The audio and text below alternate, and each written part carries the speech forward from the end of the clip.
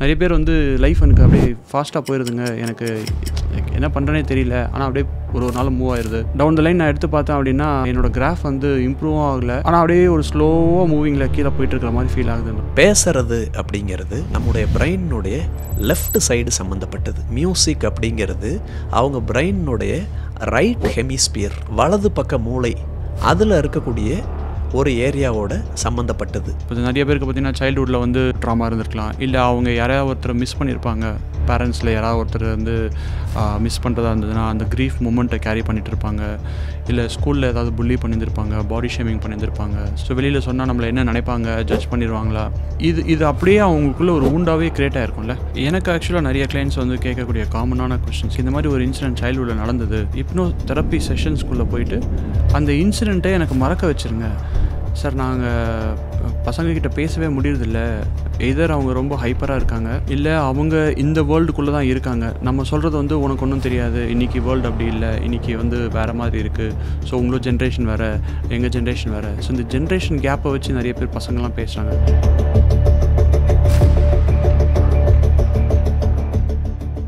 வணக்கம் ஃப்ரெண்ட்ஸ், நம்ம hypno talk சீரீஸில் வந்து இது வந்து 3rd எபிசோட் நம்ம பார்க்க போகிறோம். வணக்கம் அசோக். வணக்கம் அசோக். ஹிப்னோ டாக்ஸோட சீரீஸில் நம்ம இப்போ 3rd எபிசோடில் இருக்கோம். ஆமாம், 2 எபிசோடுக்கு நல்ல ரெஸ்பான்ஸ் கிடச்சிருக்கு. ஸோ நிறைய கமெண்ட்ஸ் உங்களுக்கும் சரி எனக்கும் சரி வந்துட்டுருக்கு. அண்டு இந்த எபிசோடோட மெயின் பர்பஸ் என்ன, ஃபர்ஸ்ட் அதை நம்ம பேசிடலாம்.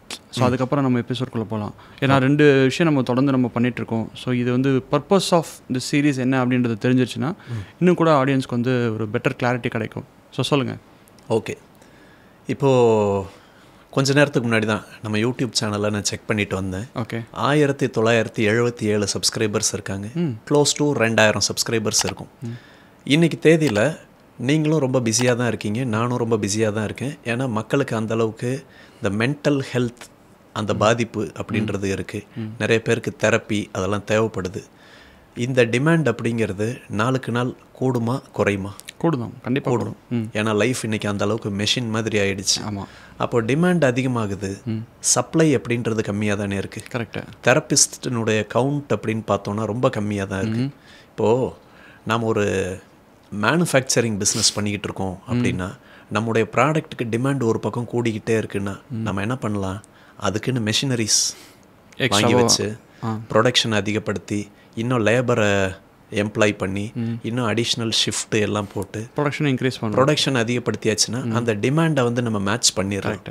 ஆனால் இப்போ நம்ம ஒரு 2000 பேரை நெருக்கி நம்மளை தெரியுது அவங்களுக்கு. அந்த கவுண்ட்டுங்கிறது இன்னும் கொஞ்சம் கொஞ்சமாக அதிகமாகிட்டே போகும்பொழுது இன்றைக்கி ஒரு நாளைக்கு உங்களால் எத்தனை தெரப்பி செஷன் பண்ண முடியுது? ஒரு 4 to 5 செஷன். ஏன்னா ஒரு செஷன் நம்ம பண்ணுறதுக்கு 1 மணி நேரம் ஆகிடும். ஆமாம் ஆமாம். அப்போ ஒரு நாளைக்கு அதிகபட்சம் 5 செஷனுக்கு மேலே பண்ண முடியாது. நமக்கு இன்றைக்கி ஒரு நாளைக்கு 24 hours தான் டைம் இருக்குது. நாளைக்கு 10 மடங்கு உங்களுக்கு டிமாண்ட் அதிகமாயிருச்சு அப்படின்னா உங்களுக்கு ஒரு நாள் 24 மணி நேரங்கிறது 10 மடங்கு 240 மணி நேரமாக மாறிடுமா உங்களுக்கு? இல்லை, மாறாதான், டைம் அப்படியே தான் இருக்கும். அன்றைக்கும் உங்களுக்கு 24 மணி நேரம் தான். அன்றைக்கும் உங்களால் 5 தெரப்பி செஷனுக்கு மேலே பண்ண முடியாது. கரெக்ட். அன்றைக்கி நீங்கள் நிறைய தெரப்பிஸ்ட்ஸ் எல்லாம் அப்பாயிண்ட் பண்ணி ஒரு பெரிய ஹிப்னோ தெரப்பி கிளினிக் அப்படின்னு ஒன்று ஸ்டார்ட் பண்ணிட்டீங்க. அன்றைக்கி உங்ககிட்ட வர்றாங்க, உங்களுக்கு இந்த ப்ராப்ளமா, எங்களோட ஜூனியர் தெரப்பிஸ்ட் உங்களை ஹேண்டில் பண்ணுவார் அப்படின்னு சொன்னால் என்ன சொல்லுவாங்க? இல்லை, நீங்கள் தான் பண்ணணும், நீங்கள் தான் பண்ணணும், உங்கள் வீடியோஸ்லாம் தான் பார்த்துருக்கோம், ஸோ கிளாரிட்டி எல்லாமே உங்ககிட்ட தான் கிடச்சிது, அதனால் உங்களை தான் அப்ரோச் பண்ணணும், உங்களை நம்பி தான் வந்திருக்கோம் அப்படின்னு சொல்லுவாங்க. அதனால இப்போ இந்த ஃபீல்டை பொறுத்தளவுக்கு நமக்கு டிமாண்ட் அப்படிங்கிறது அதிகமாச்சுனாலும் நம்மளால் ஒரு நாளைக்கு 4 பேர் to 5 பேர் தான் பார்க்க முடியும். அப்படி இருக்கையில் இந்த சொசைட்டியில் இந்த ப்ராப்ளம்ஸ் எல்லாம் அதிகமாக புதுசாக க்ரியேட் ஆகுது. அப்போது மென்டல் ஹெல்த் அதை பற்றின அவேர்னஸை நம்ம கொடுப்போம். மென்டல் ஹெல்த் எந்த அளவுக்கு இம்பார்ட்டன்ஸ் அப்படிங்கிறத இந்த பாட்காஸ்ட்டில் பேசுவோம். கரெக்ட். இதையெல்லாம் பார்க்குறவங்க அப்போ நம்ம மென்டல் ஹெல்த் இந்த அளவுக்கு தேவைப்படுதே அப்படின்ற எண்ணத்தில் மென்டல் ஹெல்த்தை நல்லா மெயின்டைன் பண்ண ஆரம்பிச்சிட்டாங்கன்னு வைங்களேன், நமக்கான தேவை குறைஞ்சிரும்ல. கரெக்ட். அந்த ஒரு காரணத்துக்காக தான் இந்த பாட்காஸ்ட். எக்ஸாக்ட்லி அசோக், நீங்கள் சொன்னது நல்ல பாயிண்ட் தான். ஏன்னா இன்றைக்கி பார்த்தீங்கன்னா mental health is very important. நிறையா இந்த ரீல்ஸ் பார்க்குற ஹேபிட்ஸ் இருந்துச்சு, ஃபோனு பார்த்தீங்கன்னா நிறைய விஷயம் பார்த்துட்ருக்காங்க. ஸோ டேட்டா கன்சியூம் மட்டும் கிடையாது, நம்மளோட எனர்ஜியும் கன்சியூம் ஆகிட்டுருக்கு.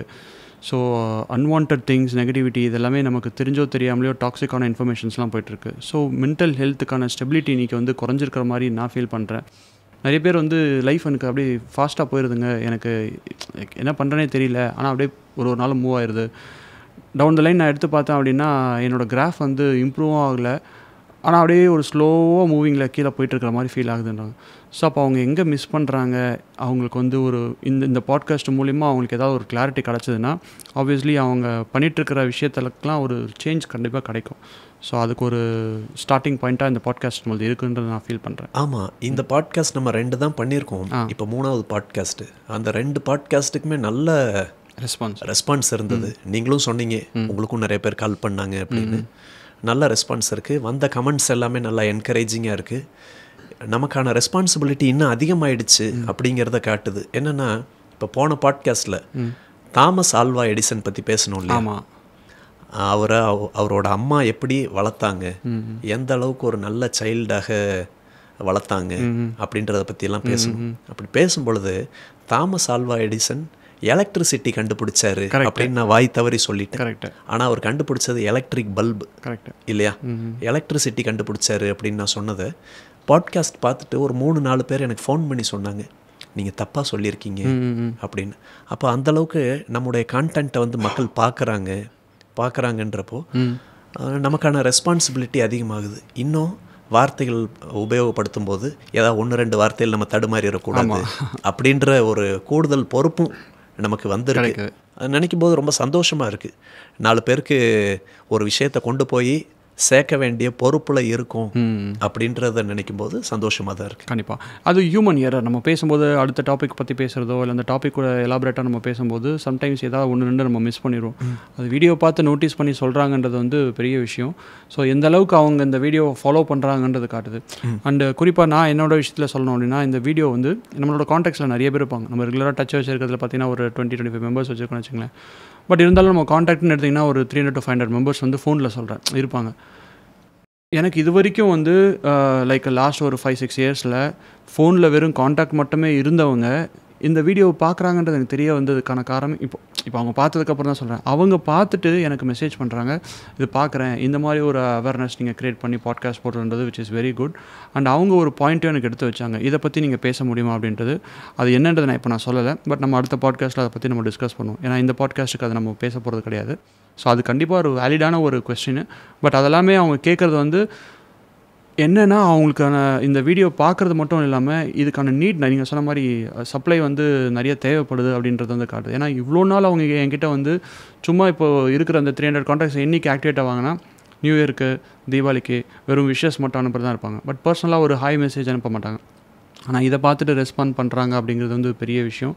ஸோ கண்டிப்பாக அதெல்லாம் நம்ம தொடர்ந்து நம்ம இந்த சீரீஸில் நம்ம டிஸ்கஸ் பண்ணலாம். நிச்சயமாக பண்ணலாம். ஓகே, ஸோ இன்றைக்கி என்ன டாப்பிக்கில் நம்ம பேச போகிறோம்? அதுக்கு முன்னாடி போன பாட்காஸ்ட்டில் நம்ம ஸ்டாமரிங் பற்றி பேசியிருந்தோம். ஆமாம், அதை பற்றி ஒரு கமெண்ட் வந்திருந்தது, படிச்சிங்களா? ஆமாம், நோட்டீஸ் பண்ணியிருக்கேன். அதில் ஒருத்தர் கேட்டிருந்த ஒரு கமெண்ட் எனக்கு ரொம்ப பிடிச்சிருந்துச்சு.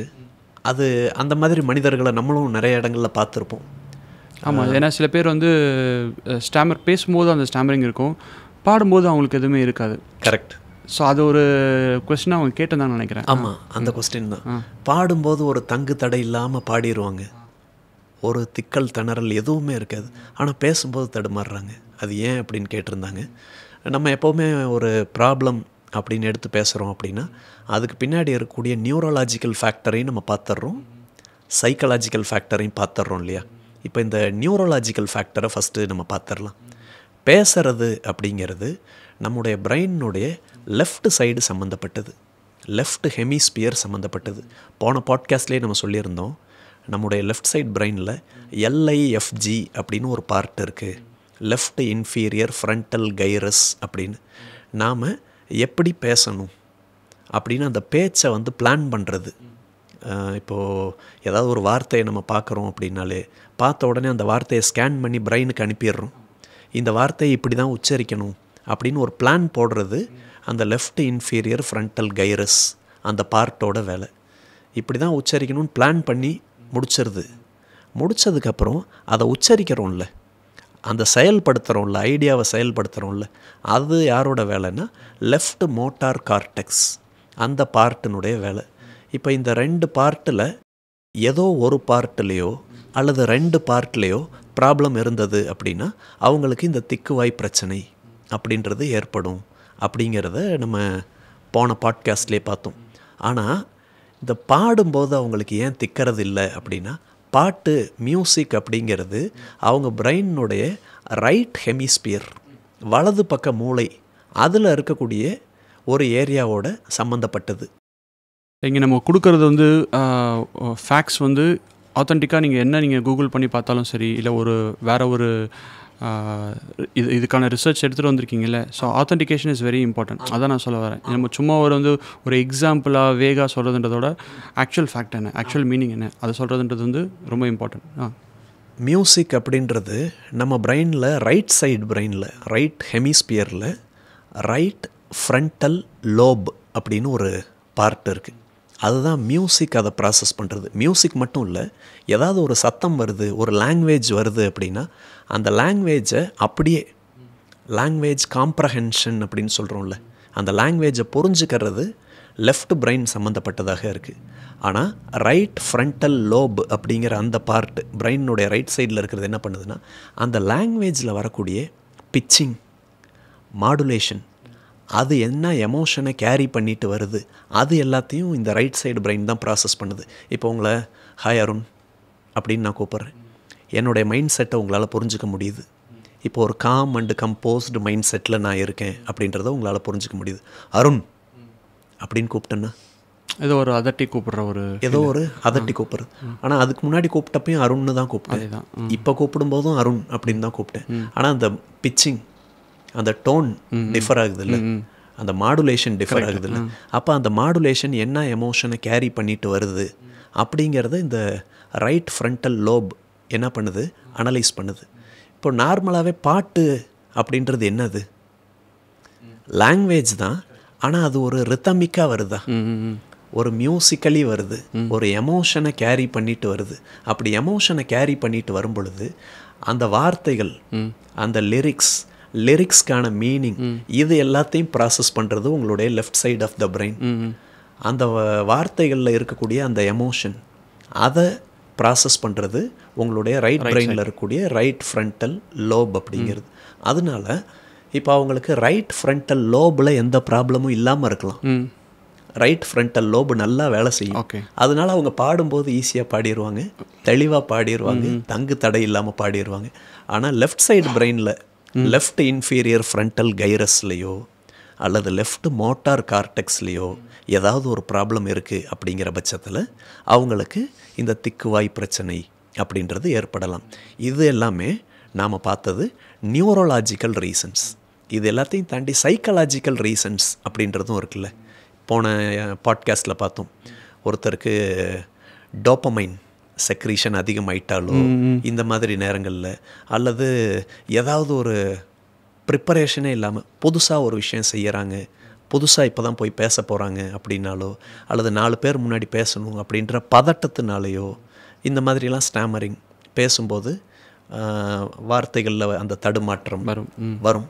ஆனால் பாட்டு அப்படிங்கிறது பலமுறை கேட்டிருக்கீங்கல்ல, கேட்டு கேட்டு கேட்டு கேட்டு ப்ராக்டிஸ் ஆகி அது உங்களுடைய சப்கான்ஷியஸ் மைண்டில் ஊறி போயிருச்சுல்ல, அதுக்கு உங்கள் பிரெயின் போதுமான அளவு ப்ரிப்பரேஷன் பண்ணிருச்சு. இப்போ நார்மலாக என்னை போய் பேச சொல்கிறாங்க, ஒரு 1000 பேர் இருக்கக்கூடிய ஸ்டேஜில் பேசணும் அப்படின்னு சொல்கிறாங்க அப்படின்னா என்ன பேசுறதுன்னு தெரியாது. அல்லது திடீர்னு நியூராலஜி பற்றி பேசுங்க, அல்லது ஹியூமன் அனாட்டமி பற்றி பேசுங்க. புதுசாக நம்ம அதை பற்றி பேச வேண்டியது இருக்கும்னால யோசிச்சு பேசுவோம். ஆமாம், யோசிச்சு பேசுவோம். ஆனால் பாட்டுங்கிறது யோசிக்க தேவையில்லையே. ஆமாம், ஆல்ரெடி நம்ம நிறைய டைம் பாடியிருப்போம், மைண்ட் லெவலில் அதை கேட்டிருப்போம். இந்த லைனுக்கு அடுத்து என்ன லைன் வரும், ஆமாம், எல்லாமே நமக்கு தெரியும்ல. அதனால இருக்காங்க. இது சைக்கலாஜிக்கல் ரீசன். கரெக்ட். அதான். ஸோ இந்த ஸ்டாமரிங், பேசும்போது வார்த்தை திக்குது ஆனால் பாடும்போது திக்கிறது இல்லைன்னு கமெண்ட் போட்டிருந்தார் இல்லையா, அதுக்கு பின்னாடி இருக்கக்கூடிய நியூரோலாஜிக்கல் ரீசன்ஸ், சைக்கலாஜிக்கல் ரீசன்ஸ் ரெண்டையுமே நம்ம பார்த்துட்டோம். இது மட்டும் இல்லை, இப்போ நம்மளே ஜென்ரலாக சில விஷயம் நம்ம பேசும்போது பார்த்திங்கன்னா, முதல் வரக்கூடிய லைக் ஒரு வார்த்தையும் ரெண்டாவதுல வரக்கூடிய இதுலேயுமே பார்த்திங்கன்னா மாறும். இப்போ எக்ஸாம்பிளுக்கு பார்த்திங்கன்னா நிறைய படத்தில் எல்லாமே பார்த்துருப்போம், இந்த பர்தார்ஜி சாடி இந்த மாதிரிலாம் இருக்கும். ஸோ முதல் எழுத்தும் ரெண்டாவதுல வரக்கூடிய வார்த்தையில் இருக்கக்கூடிய எழுத்தும் மாறிடும். ஆமாம், கேள்விப்பட்டிருக்கீங்களா? நிறைய நம்ம ஒரு பஞ்சதந்திரம் மூவியாக இருக்கட்டும். ஸோ சில படத்துலலாம் நீங்கள் பார்த்தீங்கன்னா ஒரு கமல் சாரோட எல்லா மூவிலையும் இந்த ஒரு பஞ்ச் கண்டிப்பாக இருக்கும். ஆமாம். ஸோ இது நமக்கே வரும். ஆமாம், இதை பற்றி நான் சொல்லணும், நீங்கள் கேட்டதுனால சொன்னேன். இந்த மாதிரியான காமெடிஸ், அதாவது காமெடிஸில் நிறையா ஜானர்ஸ் இருக்குல்ல, சர்க்காசம் அப்படின்றது இருக்குது, இந்த மாதிரி நிறைய ஜானர்ஸ் இருக்குல்ல. அதில் ஒரு ஜானர், அதனுடைய பேர் ஸ்பூனரிசம் அப்படின்னு பேர். கேள்விப்பட்டிருக்கீங்களா? ஸ்பூனர் அப்படின்ற ஒருத்தர் இருந்திருக்காரு. அவர் எந்த கண்ட்ரின்னு எனக்கு சரியாக ஞாபகம் இல்லை. அவர் எப்படின்னா பேசும்போதெல்லாம் வந்து இந்த வார்த்தையில் வர வேண்டிய அந்த எழுத்தையும் அந்த வார்த்தையில் வர வேண்டிய எழுத்தையும் மாற்றி போட்டுருவார். அப்போது அவர் பேசுகிறது எதேச்சையாக தான் பேசுவார், யதார்த்தமாக தான் பேசுவார், ஆனால் அது காமெடி ஆயிரும். இது ஸ்பூனரிசம். ஒரு எக்ஸாம்பிள், கிரேசி மோகன் காமெடிஸ் நீங்கள் சொன்னீங்கல்ல, கமல்ஹாசன் மூவிஸ், அதில் மோஸ்ட்லி கிரேசி மோகன் டைலாக். தேடினேன் வந்ததுன்னு நினைக்கிறேன் ஒரு படம். அந்த படத்தில் வெண்ணிராடை மூர்த்தி அவரோட பொண்ணுங்களுக்கு தெரியாமல் பீடா போட்டுக்கிட்டு இருப்பார். அப்போ கவுண்டமணி வந்து பிடிச்சிருவார். பிடிச்சி, நீ பீடா போட்டுக்கிட்டு இருக்கியா, உன் பொண்ணுங்கிட்ட சொல்கிறேன் அப்படின்னு. வெண்ணிராடை மூர்த்தி சொல்லுவார், நான் போடா பீட்டதை என் பொண்ணுங்கிட்ட சொல்லாத அப்படின்னு. என்னது? இல்லை பீடா போட்டதை என் பொண்ணுங்கிட்ட சொல்லாது. அந்த வார்த்தைகள் வந்து தடுமாறிடும் இல்லையா? இந்த இது ஸ்பூனர் அப்படின்ற ஒரு நபர்கிட்ட ஒரு இயல்பாகவே இருந்துச்சு. அதுவே பின்னால் ஒரு காமெடியாக மாறிடுச்சு. இந்த மாதிரி வார்த்தைகளை மாற்றி போட்டு அல்லது ஒரு குறிப்பிட்ட சவுண்ட்ஸை மாற்றி போட்டு பண்ணக்கூடிய காமெடிஸ்க்கு ஸ்பூனரிசம்னு. அதான் இது காமெடியாக வைக்கிறாங்க. பட் இந்த மேனரிசமோ இல்லை இந்த விஷயமோ நேச்சுரலாக எல்லாருக்குமே அது வருது. ஸோ அந்த வர ஒரு விஷயத்தை தான் அவங்க வந்து ஒரு காமெடி சீனாக எடுத்து ஒரு பண்ணியிருக்காங்க. நீங்கள் சொன்ன அந்த ஸ்பூனரிசம் கூட அந்த மாதிரி தான் வந்திருக்கும். பட் நேச்சுரலாகவே நமக்கு பார்த்திங்கன்னா ஒரு சின்ன ஒரு ஃப்ராக்மெண்ட் கிளிச் வந்து நம்ம மைண்டில் ஏற்படும் போது அது வார்த்தையே மாறாது. பட் அந்த வார்த்தையில் இருக்கக்கூடிய முதல் எழுத்தும் இந்த வார்த்தையில் இருக்கக்கூடிய முதல் எழுத்தும் மட்டுமே மாறும். ஸோ அதை யோசித்து பார்க்கும்போது ஒன்று வார்த்தையே மாறி இருக்கணும், எப்படி அந்த ஒரு எழுத்து மட்டும் மாறுதுன்னு நினைக்கும் போது அது கொஞ்சம் ஒரு மாதிரி ஆச்சரியத்தை கொண்டான விஷயமாக தான் இருக்குது. ஓகே, அது நீங்கள் சொல்லும்போது எனக்கு டக்குன்னு அது ஞாபகம் வந்துச்சு. சரி, அதுவும் ஷேர் பண்ணிக்கலாம் அப்படின்ட்டு. ஓகே, ஸோ வேறு ஏதாவது கமெண்ட்ஸ் பற்றி நம்ம டிஸ்கஸ் பண்ணுறோமா? ஆமாம், இன்னொருத்தர் கேட்டிருந்தார். இப்போ நம்ம லாஸ்ட் வீடியோ ஆங்ஸைட்டியிலேருந்து எப்படி வெளியில் வர்றது, அதுக்கு EFT எமோஷ்னல் ஃப்ரீடம் டெக்னிக்கை எப்படி யூஸ் பண்ணலாம் அப்படின்றது சொல்லியிருந்தோம்.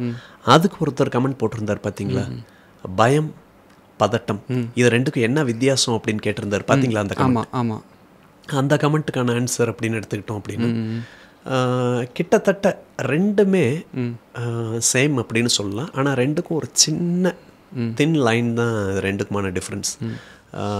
பயம் அப்படிங்கிறது ப்ரெசன்ட் ஓரியன்ட் இப்போ, ஆனால் ஆங்ஸைட்டி பதட்டம் அப்படிங்கிறது ஃப்யூச்சர் ஓரியன்ட் அல்லது காரணமே இல்லாமல் கூட இருக்கலாம். ஆனால் பயத்தில் ஏதோ ஒரு காரணம் இருக்கும். இப்போ நான் ரோட்டில் நின்றுட்டுருக்கேன், ஃபோன் பேசிக்கிட்டு இருக்கேன், திடீர்னு ஒரு லாரி வந்துடுது, என்ன பண்ணுவோம்? அந்த இடத்த விட்டு தப்பிச்சு ஓட ட்ரை பண்ணுவோமா, விலகி ஓடுவோமா? அப்போ பயம் அப்படிங்கிறது ஏதோ ஒரு காரணம். இந்த இடத்துல ஒரு லாரி வருது, அது என்னை அடிச்சிருச்சுன்னா என் லைஃப் முடிஞ்சிருமே அப்படின்ற ஒரு காரணம், அந்த காரணம் தான் பயமாக மாறுது. இந்த பயம் அப்படிங்கிறது ஷார்ட் டேர்ம் ஓரியன்ட் தான். அந்த இடத்த விட்டு நான் விலகிட்டேன்னு வைங்களேன், லாரி அந்த இடத்த கிராஸ் பண்ணி போயிடும். போனதுக்கப்புறம் அந்த பயம் போயிடும், எப்பா தப்பிச்சிட்டோம்ப்பா அப்படின்னு. அப்போது இந்த பயம் அப்படிங்கிறது ப்ராப்ளமை சால்வ் பண்ணுறதுக்கும் உதவியாக இருக்கும். லாரியை பார்த்தோம், பயம் வந்ததும் நம்மளை ஒரு ஆக்ஷன் எடுக்க வச்சதில்லை, அந்த இடத்த விட்டு தப்பிக்க வச்சதில்லை. ஆமாம், இது வந்து பயம் சம்மந்தப்பட்டது. இதில் 3 விஷயங்கள் பார்த்துட்டோமா? ஏதோ ஒரு காரணத்தோடு வரும், நிகழ்காலம் சம்மந்தப்பட்டது தான். 2வது விஷயம், அது ரொம்ப ஷார்ட் டேர்மில் தான் இருக்கும், அந்த பர்பஸ் முடிஞ்சிருச்சுன்னா அந்த பயம் போயிடும். 2வது விஷயம். 3வது விஷயம், அது நம்மளை ஒரு ஆக்ஷன் எடுக்க வைக்குது, அதனால் பயம் நல்லது. பட் நீங்கள் சொல்கிற மாதிரி பார்த்தீங்கன்னா இது ஏதோ ஒரு காரணத்தோடு வருதுன்னு சொல்கிறீங்க. இந்த பயமும் பதட்டமும் எனக்கு வந்து ஒரே டைமில் வருது. இதுக்கு என்ன காரணமாக இருக்கும்? ஏன்னா இந்த பயம் பதட்டம் ரீசனே இல்லாமல் என்னோடய பொண்டாட்டியை பார்த்ததுமே வருது. ஸோ இதுக்கு காரணம் ஏதாவது இருக்குமா? இல்லை இது எல்லாரோடைய கல்யாணம் ஆனவங்களுடைய வரம்னு எடுத்துக்க முடியுமா? இல்லை, அதை நான் சொல்லேன். இப்போ பயம்க்கு 3 விஷயம் சொன்னேன் இல்லையா, அதே மாதிரி பதட்டம்க்கு 3 விஷயம் சொல்லிடுறேன். பயம்க்கு ஆப்போசிட்டான விஷயங்கள் எல்லாமே பதட்டத்தில் வந்துடும். பயமில் மொதல் விஷயம் என்ன பார்த்தோம்? ஏதோ ஒரு காரணத்தோடு வருது, ப்ரெசண்ட் சம்மந்தப்பட்டது அப்படின்னு பார்த்தோம். பதட்டம் அப்படிங்கிறது காரணமே இல்லாமல் வரும், அல்லது ஃப்யூச்சரை நினச்சி வரக்கூடிய பயம் இருக்கு. கண்டிப்பாங்க, அதுதான் நினைக்கிறேன். அப்போ பார்த்ததுமே எனக்கு ரெண்டுமே வருது அப்படின்னா அதுதான் காரணம். ஃப்யூச்சரை நினச்சி வரக்கூடிய பயம் இருக்கு இல்லையா, அதுதான் பதட்டம், ஆங்ஸைட்டி. பயமில் ரெண்டாவது விஷயம் என்ன பார்த்தோம்னா, அது ஷார்ட் டேர்ம் ஓரியன்டட்னு பார்த்தோம். பயம் அப்படின்றது வரும், உடனே போயிடும். எப்படி லாரி நம்மளை மோத வருது, விலகிக்கிறோம், லாரி போனதுக்கப்புறம் நம்ம அடுத்த வேலையை பார்க்க போயிடுறோம்ல. அந்த பயத்தை அப்படியே கேரி ஃபார்வர்ட் பண்ணிக்கிட்டே இருக்க மாட்டோம், ஷார்ட் டேர்மில் அது முடிஞ்சிடும். ஆனால் இந்த பதட்டம் அப்படிங்கிறது சிலர் ஏதோ ஒரு நேரத்தில் இனம் புரியாத ஒரு பதட்டத்துக்கு உள்ளாகி இருந்திருப்பாங்க. அந்த பதட்டம் போயிடாது, அப்படியே அதை கேரி ஃபார்வர்ட் பண்ணிக்கிட்டே இருப்பாங்க. எப்போ பார்த்தாலும் ஒரு பதட்டம், அந்த நிலையிலேயே இருப்பாங்க. இது வந்து பதட்டம், அதனுடைய ரெண்டாவது விஷயம். பயமில் மூணாவது விஷயம் என்ன பார்த்தோம், அது நம்மளை ஒரு ஆக்ஷன் எடுக்க வைக்கும், அடுத்த ஒரு ஸ்டேஜுக்கு நம்மளை மூவ் பண்ணி கொண்டு போகும், சொல்யூஷன் பேஸ்டாக திங்க் பண்ண வைக்கும் அப்படின்னு பார்த்தோம். ஆனால் இந்த பதட்டம் அப்படிங்கிறது நம்மளை ஒரு இடத்துலையே போட்டு ஸ்டாக்னண்ட்டாக வச்சிரும், நம்ம அடுத்த லெவலுக்கே மூவ் ஆக மாட்டோம். அதனால் இந்த பதட்டம் அப்படிங்கிறது ரொம்ப ரொம்ப முக்கியமான ஒரு விஷயம். இது எல்லாரை விட்டும் போகணும். பதட்டம் அப்படிங்கிறத போக்கியாச்சு அப்படின்னாலே லைஃப் அடுத்த கட்டத்துக்கு மூவ் ஆக ஆரம்பிச்சிடும். பயம் அப்படின்றது உங்களுக்குள்ளே ஏற்படுதுன்னா அதை பற்றி நம்ம பயப்பட தேவையில்லை. நீங்கள் சொல்ல சொல்ல எனக்கு இன்னும் பயமும் பதட்டமும் ஜாஸ்தி ஆயிடுச்சு. ஏன்னா தேவையில்லாமல் நான் இதை வந்து சொல்லிட்டேனோ, இந்த மாதிரி ஒய்ஃபை பற்றி நம்ம சொல்கிறோன்னு. கண்டிப்பாக நீங்கள் எடிட்டர்கிட்ட சொல்லி நான் சொன்ன பாட்டை மட்டும் எடிட் பண்ணிடுங்க. இல்லை அப்படின்னா இதுக்கப்புறம் என்ன நடக்குமோ அப்படிங்கிற ஒரு பதட்டம் எனக்கு இப்போவே கிரியேட் ஆகுது. ஸோ அந்த பயம் எல்லாருக்கும் இருக்கும்னு நினைக்கிறேன். ஐ திங்க் கல்யாணம் ஆன எல்லாருக்குமே வந்து ஒரு விதமான பதட்டம் பயம் இருந்துகிட்டே தான் இருப்பான்னு நினைக்கிறேன். மேபி கமெண்ட் போட்ட ஒரு கல்யாணம் ஆனவரான்றதையும் நம்ம செக் பண்ணிக்கலாம். ஸோ ஓகே, நம்ம இந்த கமெண்ட் செக்ஷன் வந்து முடிச்சிட்டோம். ஏன்னா போன வீடியோவில் வரக்கூடிய செக்மெண்ட்டில் கமெண்ட்ன்றது வந்து ரொம்ப இம்பார்ட்டன்ஸ் கொடுக்கணும் நம்ம. ஏன்னா நிறைய பேர் கேள்வி கேட்கும்போது அவங்களுக்கு கொடுக்கணுன்றதுக்காக தான். ஸோ ஃபர்ஸ்ட்டே நம்ம இந்த விஷயத்தை நம்ம வந்து பேசியாச்சு. ஸோ கமெண்ட் செக்ஷன் முடிச்சாச்சு. ஸோ இந்த வீடியோ பாட்காஸ்ட்டுக்கான டாபிக்குள்ளே நம்ம போயிடலாம். ஓகே, ஸோ இன்றைக்கி நம்ம என்ன பேச போகிறோம்?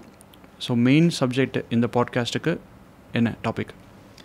எல்லாருக்குமே உள்ளுக்குள்ளே, அதாவது வெளியில் நல்லா இருக்கும் அப்படின்னு சொல்கிறாங்க, ஆனால் உள்ளுக்குள்ளே அவங்கள அறியாமல் ஒரு இனம் புரியாத கவலை, ஏதோ ஒரு ட்ராமா அல்லது ஏதோ ஒரு ஊண்டு, இதையெல்லாம் சுமந்துக்கிட்டு இருக்காங்கல்ல. ஓகே, அதை பற்றி இன்றைக்கி நம்ம பேசலாம். சூப்பர். இப்போ நீங்கள் ஏதோ ஒரு ட்ராமான்னு சொல்லும்போது நீங்கள் எங்கே வரீங்கன்னு புரியுது. ஸோ அவங்களுடைய சைல்டுஹுட்டில் நடந்த ஏதோ ஒரு விஷயத்தை பற்றி நம்ம பேச போகிறோம். ஆமாம், சரிங்களா? இப்போ நிறைய பேருக்கு பார்த்தீங்கன்னா சைல்டுஹுட்டில் வந்து ஒரு ஹராஸ்மெண்ட் நடந்திருக்கலாம், சரிங்களா? ஸோ அந்த மாதிரி ஒரு ட்ராமா இருந்திருக்கலாம். இல்லை அவங்க யாராவது ஒருத்தர் மிஸ் பண்ணியிருப்பாங்க, பேரண்ட்ஸில் யாராவது ஒருத்தர் வந்து மிஸ் பண்ணுறதா இருந்ததுன்னா அந்த க்ரீஃப் மூமெண்ட்டை கேரி பண்ணிகிட்டு இருப்பாங்க. இல்லை ஸ்கூலில் ஏதாவது புள்ளி பண்ணியிருந்திருப்பாங்க, பாடி ஷேமிங் பண்ணியிருந்திருப்பாங்க. ஸோ இந்த மாதிரி சின்ன வயசில் நமக்கு தெரியாது, வேறு யார்கிட்ட சொல்கிறதுன்னு தெரியாது. ஸோ வெளியில் சொன்னால் நம்மளை என்ன நினைப்பாங்க, ஜட்ஜ் பண்ணிடுவாங்களா, ஸோ இந்த மாதிரி நிறைய விஷயம் இருக்கும். ஸோ இது அப்படியே அவங்களுக்குள்ள ஒரு ஊண்டாகவே க்ரியேட் ஆகிருக்கும்ல. ஆமாம். ஸோ வளர வளர அவங்களுக்கு எக்ஸாம்பிளுக்கு சொல்லணும்னா சின்ன வயசில் வந்து ஒரு தீபாவளி செலிப்ரேஷன் அப்போன்னு வச்சுங்களேன், ஒரு ஃபயர் ராக்கெட் ஏதாவது ஒன்று டக்குன்னு ஒன்று மேலே, இது நடந்த இன்சிடென்ட் எனக்கும் கேட்டிருந்தாங்க. ஸோ மேலே வந்து விழுந்ததுக்கப்புறமா அது ஒன்றுமே ஆகலை, லைட்டாக ஒரு சின்னதாக ஒரு காயம்தான். பட் அது நாள் போக்கில் சரியாயிருச்சு. பட் அந்த ஊண்டுன்றது அவங்க மனசில் ஏற்பட்டுருச்சுல்ல. இதுக்கப்புறமா அவங்க ஒரு சின்னதாக ஒரு கேண்டில் ஏற்றி ஃபயர் பார்த்தா கூட அவங்களுக்கு வந்து அது எதாவது ஆயிருமா, அது கீழே விழுந்து பற்றிக்கிட்டு எரிஞ்சிருமா, இந்த தாட்லாம் அவங்களுக்கு வர ஆரம்பிச்சிருச்சு. ஸோ ஃபயர்ன்ற ஒரு எலிமெண்ட்டே வந்து அவங்களுக்கு ஒரு பெரிய ஒரு ஊண்டாக மாறிடுச்சு. ஸோ சைல்டுஹுட்டில் நடந்த ட்ராமா தான். இந்த மாதிரி நம்ம சொல்ல முடியாத நிறையா ட்ராமாஸ் வந்து அவங்க மைண்டில் இருக்கும். இப்போ நம்ம பார்த்துட்டு இருக்கிறவங்க வந்து வியூவர்ஸ் கூட கனெக்ட் பண்ணிக்கலாம், ஓ ஆமாங்க எனக்கும் இது மாதிரி ஒன்று இருக்குன்னு. ஸோ இந்த ஒரு விஷயம் வளர்ந்ததுக்கப்புறமா அவங்களுக்கு இருக்குது அப்படின்னா இதுக்கான க்யூர் வந்து இருக்கா ஹிப்னோதெரப்பியில்? இது ஒன்று. அப்படி இருக்குது அப்படின்னா இதுக்கான ப்ராசஸ் என்ன? ஓகே, ஸோ இது அப்ரோச் உங்களை பண்ணுறாங்க இல்லை நம்மளை பண்ணுறாங்க அப்படின்னா எவ்வளோ நாள் இது எடுக்கும் இந்த ஒரு ஹூன்லேருந்து வெளியில் வரத்துக்கு? இது பியூட்டிஃபுல்லாக நம்ம சொல்லணும்னு வச்சுங்களேன். இப்போ நமக்கு ஒரு சின்னதாக ஒரு முள் நம்ம குத்திருச்சு, சரிங்களா? அந்த குத்தின முள் அப்படியே தான் இருந்ததுன்னா அது வந்து கண்டிப்பாக அது வந்து இன்னும் பெருசாக தான் ஆகும். ஸோ நம்மளோட வேலை என்ன, தெரப்பின்றது வந்து அந்த முள்ளை எடுத்துட்டு அதுக்குண்டான மருந்து போட்டால் ஆட்டோமேட்டிக்காக ஹீல் ஆகும். ஸோ நீங்கள் பார்க்கும்போது தழும்பு இருக்கும், ஆனால் அந்த தழும்பை பார்க்கும்போது நீங்கள் ஏற்கனவே அந்த பெயினில் இருந்த எமோஷன் உங்களுக்கு வராது. ஸோ தெரப்பியோட பர்பஸ் அதுதான், கரெக்டுங்களா? ஸோ இந்த தெரப்பிக்கான மெத்தட்ஸ் என்ன, இந்த இன்னர் சைல்டு ஹீலிங்கை வந்து எப்படி பண்ண போகிறோம்? ஐ திங்க் நான் நிறைய ஒரு பெரிய கொஸ்டினாக கேட்டுட்டேன். ஸோ நீங்கள் சொல்லுங்கள். இன்னர் சைல்டு ஹீலிங் பற்றி நம்ம ஃபஸ்ட்டு பாட்காஸ்ட்லேயே கொஞ்சம் பேசியிருந்தோம்னு நினைக்கிறேன் இல்லையா? இந்த இன்னர் சைல்டு ஹீலிங் அப்படிங்கிறது கிட்டத்தட்ட 100 வருஷத்துக்கும் பழமையான ஒரு ஐடியா. 100 வருஷத்துக்கு முன்னாடி கார்ல் யுங் அப்படின்னு ஒரு சைக்காலஜிஸ்ட் இருந்தார் இல்லையா, அவரோட காலத்திலே இதை பற்றியெல்லாம் பேச ஆரம்பிச்சிட்டாங்க. ஆனால் இதுக்கு இன்னர் சைல்டு ஹீலிங் அப்படிங்கிற ஒரு பேர் வைக்கிறதுக்கு 20th செஞ்சுரியில் தான் அதுக்கான பேர் அப்படிங்கிறது வச்சாங்க. இது பற்றி நிறைய சைக்காலஜிஸ்ட்ஸ், ரிசர்ச்சர்ஸ் இதுக்கு நிறைய கான்ட்ரிபியூட் பண்ணியிருக்காங்க. அந்த கான்ட்ரிபியூஷன்ஸ் எல்லாம் நம்ம ஒன்று ஒன்றா பார்த்துடலாம். இப்போ இந்த இன்னர் சைல்டு ஹீலிங்கை பற்றி சார்லஸ் எல் ஒயிட்ஃபீல்டு அப்படின்ற ஒரு சைக்காலஜிஸ்ட், அவர் ஒரு புக் எழுதுறாரு. எப்போன்னா 1987 வருஷம், healing the child within. Healing the child within. ஆமாம். அந்த புக்கில் என்ன சொல்கிறாரு அப்படின்னா, நம்முடைய குழந்தை பருவத்து எமோஷன்ஸ், அன்ஹீல்டு ட்ராமாஸ், அது எல்லாமே நிகழ்காலத்தை எப்படி பாதிக்குது அப்படின்றத பற்றி நிறையா அந்த புக்கில் சொல்லியிருக்காரு. அந்த புக்கு தான் ஒரு ரெவல்யூஷன் அப்படின்னு சொல்லலாம். இந்த கார்ல் யுங் அவர் இந்த ஐடியாவை 100 வருஷத்துக்கு முன்னாடியே ப்ரப்போஸ் பண்ணியிருந்தாலும் 1987 வந்த இந்த சார்லஸ் எல் ஒயிட்ஃபீல்டனுடைய இந்த புக் ஒரு மாடர்ன் அப்ரோச் அப்படின்னு பார்க்கலாம். ஒருத்தருடைய குழந்தை பருவம் அப்படிங்கிறது சந்தோஷமாக இல்லை அப்படின்னால் ப்ரெசண்ட் அப்படிங்கிறது சந்தோஷமாக இருக்காது. அப்போது ப்ரெசண்ட்டில் இப்போ ஒருத்தவங்க சந்தோஷமாக இல்லை, குழந்தை பருவத்துக்கு திரும்ப போய் குழந்தை பருவத்தை மாற்ற முடியுமா அப்படின்னா ப்ராக்டிக்கலி அது இம்பாசிபிள். அதுக்கு ஒரு மெட்டாஃபர் தெரப்பி அப்படின்னு ஒன்று கொண்டு வர்றாங்க.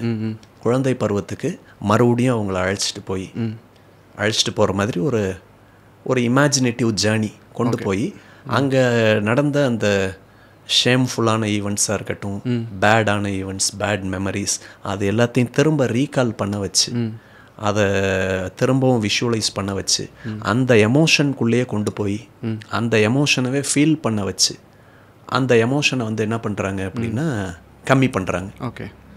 இப்போது எப்படி முல்லை முள்ளால் எடுக்க வேண்டும் அப்படின்னு சொல்கிறாங்க, டைமண்ட் கட்ஸ் த டைமண்ட் அப்படின்னு சொல்கிறாங்க இல்லையா, அந்த மாதிரி எமோஷனை இப்போ நீங்கள் ஒரு எமோஷன் சின்ன வயசில் இருந்த எமோஷன், அதை பற்றி இப்போ நீங்கள் பேசுகிறீங்க அப்படின்றப்போ, ஆமாங்க என் லைஃப்பில் அப்படியெல்லாம் ஒன்று நடந்துச்சுங்க அப்படின்லாம் சொல்லும்போது நீங்கள் அந்த எமோஷனுக்குள்ளே போயிருக்க மாட்டீங்க. இப்போ நார்மலாக இருக்கக்கூடிய கான்ஷியஸ்னஸில் இருப்பீங்க. இந்த நார்மல் கான்ஷியஸ்னஸோடு இருக்கும் பொழுது அந்த ஊண்டுக்கு ட்ரீட் பண்ண முடியாது. அப்போ அந்த ஊண்டில் கை வச்சு நீங்கள் சொன்ன மாதிரி தான், முள் இருக்குது அப்படின்னா முள் எங்கே இருக்கோ அந்த இடத்துல கை வச்சு தானே முள்ளை பறிக்கணும். ஆமாம். அந்த மாதிரி அந்த எமோஷனுக்கே போய் அந்த எமோஷனை திரும்ப ரீஎக்ஸ்பீரியன்ஸ் பண்ண வச்சு அதனுடைய தாக்கத்தை குறைச்சி ரீஃப்ரேமிங், அது வேறு மாதிரியாக மாறிட்டது, அது ஹீல் ஆகிடுச்சு. ஏன்னா அது அன்ஹீல்டாக நம்ம இன்ன வரைக்கும் சுமந்துக்கிட்டோம், அது அன்ஹீல்டாக இருந்ததை வந்து ஹீல் பண்ணியாச்சு அப்படின்ற மாதிரியான ரீஃப்ரேமிங் பிலீஃப்ஸ், பாசிட்டிவ் பிலீஃப்ஸ் எல்லாம் போட்டு இது பண்ணுறாங்க. இந்த புக்கு வந்து 1987 வந்தது. இதுக்கு அடுத்ததாக ஒரு புக்கு வந்தது 1990 வருஷம். பென்னி பார்க் அப்படின்ற ஒரு ஆத்தர் எழுதின rescuing the inner child. Rescuing the inner child. Okay. இந்த புக்கில் பென்னி பார்க் என்ன சொல்கிறாரு அப்படின்னு பார்த்தோம்னா, சின்ன வயசில் அதில் குறிப்பாக செக்ஸுவல் அப்யூஸ்மெண்ட், அந்த பாலியல் ரீதியான துன்புறுத்தல்களுக்கு சில குழந்தைங்க ஆளாகி இருந்திருப்பாங்க.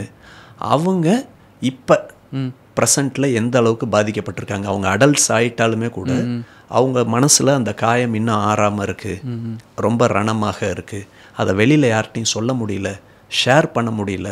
அப்படிப்பட்டவங்க அவங்களுடைய இப்போதைய அந்த வலி எந்த அளவுக்கு அதிகமாக இருக்கும், எந்த அளவுக்கு வேதனையாக இருக்கும், அதை எப்படி ஹீல் பண்ணலாம் அப்படிங்கிறத இந்த புக்கில் பென்னி பார்க் சொல்லியிருக்காரு. அதுக்கு அடுத்ததாக ஒரு புக் வந்தது 1991 வருஷம். லூசியா கேப்புச்சியோன் அப்படின்ற ஒரு லேடி ஆத்தர் எழுதின புக். அந்த புக்கோட பேர் என்னென்னா recovery of your inner child. Okay. இந்த புக்கை அவங்க எழுதினாங்க. இது ரொம்ப ஒரு நல்ல புக். ரீசன் என்னென்னா, இதில் அந்த குழந்தைய வந்து நம்ம டீல் பண்ணணும் அப்படின்னா உங்களுக்குள்ளே அந்த ஒரு இன்னர் சைல்டு அப்படின்றது இருக்கும், குழந்தை பருவத்து நினைவுகள். கண்டிப்பாக அந்த குழந்தைய வந்து டீல் பண்ணணும் அப்படின்னா ப்ராக்டிக்கலாக எப்படியெல்லாம் டீல் பண்ணலாம் அப்படிங்கிற எல்லா மெத்தட்ஸும் சொல்லியிருக்காங்க. இப்போ நீங்கள் ஒரு அடல்ட் அருண் அப்படிங்கிற ஒரு ஐடென்டிட்டியோடு வாழ்ந்துக்கிட்டு இருக்கீங்க. அருண்னா இப்படி தான் இருக்கணும் அப்படின்னு உங்களுக்கு நீங்களே நிறைய கண்ட்ரோல் போட்டு வச்சுருக்கீங்க. இந்த சொசைட்டியும் உங்களுக்கு நிறையா ஒரு கண்ட்ரோல் அப்படின்றத போட்டு வச்சுருக்கும்.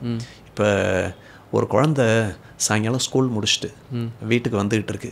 ஸ்கூல் பஸ் இறங்கி ரோட்டில் நடந்து வந்துகிட்டு இருக்கும்போது இப்படி ஆடி ஆடி ஆடி ஆடி நடந்து வந்துகிட்டு இருக்குன்னு வைங்களேன். அதை பார்க்கும்போது நமக்கு எப்படி இருக்கும்? ஹாப்பியாக இருக்கும். ஒரு மாதிரி குழந்தையானும் போது ஒரு க்யூட்டாகவும் இருக்கும். ஆமாம், அதை நம்ம ரசிப்போம் இல்லையா? இப்போது நான் ரோட்டில் நடந்து போகும்போது ஆடி ஆடி போனேன்னா எப்படி இருக்கும்? பார்க்குறவங்களாம் சிரிப்பாங்கல்ல, ரசிக்க மாட்டாங்க. என்ன இவ்வளோ பெரிய ஆள் ஆகிட்டான் இவன், போய் இன்னும் இப்படி குழந்தை மாதிரி சின்ன பையன் மாதிரி பிஹேவ் பண்ணிகிட்டு இருக்கானே அப்படின்னு.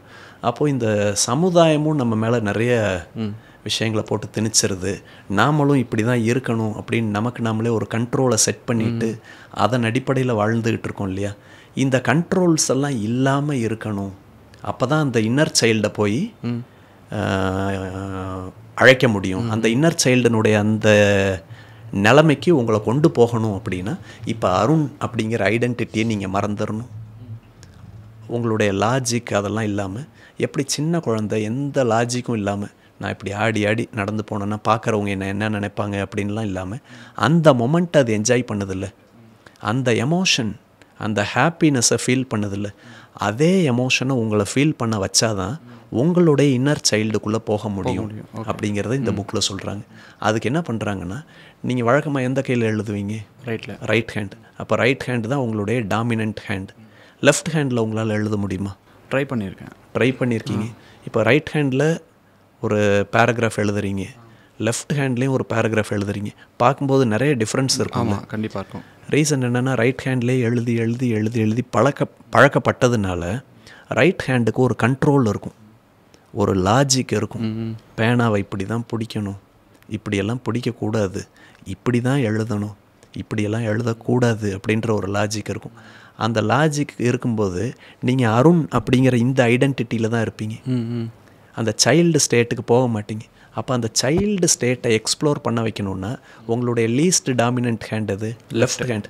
லெஃப்ட் ஹேண்டில் எழுதும் பொழுது உங்களுக்கு லாஜிக்கே இருக்காது. கரெக்ட். பேனாவை எப்படி பிடிக்கணும், என்ன மாதிரி எழுதணும் அப்படின்ற லாஜிக்கே இருக்காது. அப்போ ஒரு எமோஷன் தான் அந்த இடத்துல இருக்கும், ஒரு கண்ட்ரோல் எதுவுமே இல்லாமல் ஒரு ஃப்ரீ ஃப்ளோவில் இருப்பீங்க இல்லையா? அந்த மாதிரி ஒரு ஃப்ரீ ஃப்ளோவில் உங்களை நீங்களே எக்ஸ்ப்ரெஸ் பண்ணணும் அப்படின்னா அதுக்கு உங்களுடைய லீஸ்ட் டாமினன்ட் ஹேண்ட் எதுவோ அதில் எழுத வைக்கிறதன் மூலமாக, நிறைய ப்ளேஃபுல்லான ஆக்டிவிட்டீஸ் பண்ணுறதன் மூலமாக, ஆர்ட் மூலமாக உங்களுடைய சைல்டுஹுட் எக்ஸ்பீரியன்ஸை வெளிப்படுத்துகிற விதமாக ஏதாவது படம் வரைய சொல்லி இதன் மூலமாகவெல்லாம் பண்ணுறாங்க. இதெல்லாம் இந்த பர்டிகுலர் புக், அதாவது recovery of your inner child 1991 வருஷம் வந்த இந்த புக்கில் சொல்லியிருக்காங்க. இந்த மாதிரி நிறைய ஆத்தர்ஸ் இதை பற்றி சொல்லியிருக்காங்க. ஆனால் இது எல்லாமே கொஞ்சம் ஸ்கெப்டிக்காகவும் அந்தளவுக்கு ஒரு அக்செப்டபிளாக இல்லாமல் ஒரு மாதிரி கான்ட்ரோவர்ஷியலாகவே இருந்தது. அதுக்கப்புறம் 1990 அப்புறமா ஜான் பிராட்ஷா வந்தார். ஜான் பிராட்ஷா ஹோம் கம்மிங் அப்படின்னு ஒரு புக் எழுதினார். அந்த புக்கு 1990 வந்தது. 1990 வந்து அந்த ஹோம் கம்மிங் அப்படிங்கிற புக்கு தான். இதில் இந்த இன்னர் சைல்டு ஹீலிங்கில் ஒரு பெரிய ரெவல்யூஷனவே க்ரியேட் பண்ணிச்சு. இன்னமே பார்த்தோன்னா இப்போ யூடியூப்பில் நம்ம ஓப்பன் பண்ணி பார்த்தோம் அப்படின்னா ஜான் பிராட்ஷா இன்னர் சைல்டு ஹீலிங் அப்படின்னு யூடியூப்பில் சர்ச் பண்ணால் ஜான் பிராட்ஷானுடைய வீடியோஸ் எக்கச்சக்கமாக வருது.